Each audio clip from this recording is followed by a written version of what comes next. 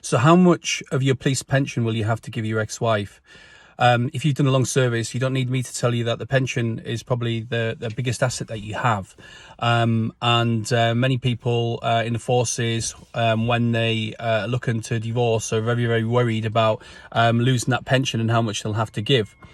Well, there isn't any sort of specific rule around it, except for the starting point is 50% of any asset, whether that's the pension, whether that's the house.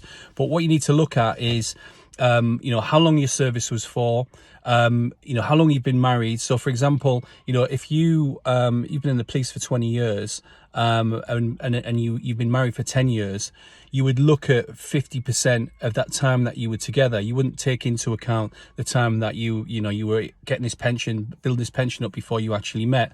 So you would look at that, the time that you were together, the time that you've been putting into the pension, and the starting point from there would be 50-50. But you don't have to necessarily give half the pension. What we do when you're working out the sort of financial settlement is that you're looking at all of the assets that you've got. So you might have a house, you might have some money, you might have this pension, and you're looking at basically dividing things up so that it's 50% of anything that was acquired while you were together.